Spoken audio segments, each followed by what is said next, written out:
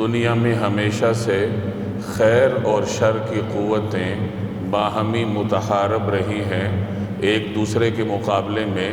ہمیشہ سے صف آرا ہیں۔ شر کے لیے عام طور پر مختلف قوتیں کام کرتی ہیں، گویا کہ شر مختلف قوتوں کے ساتھ طاقتور ہوتا ہے۔ وجہ یہ ہے کہ شر کا فائدہ نقد ہوتا ہے اور شر کی مٹھاس انسان کے سامنے ہوتی ہے، تو لوگ عام طور پر شر کی طرف جلدی راغب ہوتے ہیں، اور اس کے مقابلے میں خیر ہے تو خیر کا جو فائدہ ہے وہ انسان کی نظروں سے اوجھل ہے کہ آدمی کی آنکھ بند ہوگی، وہ قبر میں اترے گا تو پھر اس کو خیر کے فوائد حاصل ہوں گے، نیکیوں کا اجر اللہ کے دربار سے ملے گا۔ تو خیر کا اجر، خیر کے فوائد نگاہوں سے اوجھل ہوتے ہیں، ادار ہوتے ہیں، مؤخر ہوتے ہیں۔ اسی طریقے سے خیر کی حلاوت بھی عام طور پر نظروں سے غائب ہوتی ہے، تو خیر کی طرف انسان بتکلف مائل ہوتا ہے، اسے اپنے نفس کے اوپر جبر کر کے خیر کی طرف آنا پڑتا ہے۔ تو شر اور خیر کے درمیان جب بھی مقابلہ ہوتا ہے تو شر کی طرف لوگوں کا رجحان آسان ہوتا ہے، زیادہ ہوتا ہے، اور خیر کی طرف لوگوں کا رجحان کم ہوتا ہے۔ اس لیے عام طور پر شر کو بہت ساری قوتیں دستیاب ہوتی ہیں جن سے وہ کام لے کر اپنے آپ کو دنیا میں غالب رکھنے کی کوشش کرتا ہے، اور شر کے مقابلے کے لیے خیر کو اپنا دفاع کرنا پڑتا ہے، مختلف طریقوں سے اپنے آپ کو قوت فراہم کرنی پڑتی ہے۔ اللہ جل جلالہ کا جو حکم ہے وہ سراپا خیر ہے۔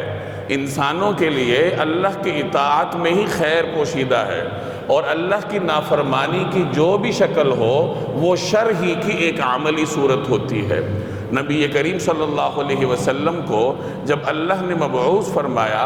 اور انسانیت کی طرف اپنا نمائندہ، اپنا پیغمبر بنا کر بھیجا، اور یہ اعلان ہوا کہ یا ایھا الناس انی رسول اللہ الیکم جمیعا، کہ اے لوگو میں تم سب کی طرف اللہ کا رسول بنا کر بھیجا گیا ہوں، تو چاہے انسان عرب میں آباد ہو، افریقہ میں آباد ہو، یورپ میں ہو، دنیا کے کسی خطے میں بستا ہو اور کسی زمانے میں آیا ہو، اس کے لیے خیر کا دار و مدار جناب رسول اللہ صلی اللہ علیہ وسلم کی اطاعت ہے۔ تو نبی کریم صلی اللہ علیہ وسلم کی بعثت کے بعد سراپا خیر آپ علیہ الصلاۃ والتسلیمات کی تعلیمات ہیں۔ گویا کہ جو انسان جناب رسول اللہ صلی اللہ علیہ وسلم کی تعلیمات پر عمل پیرا ہے،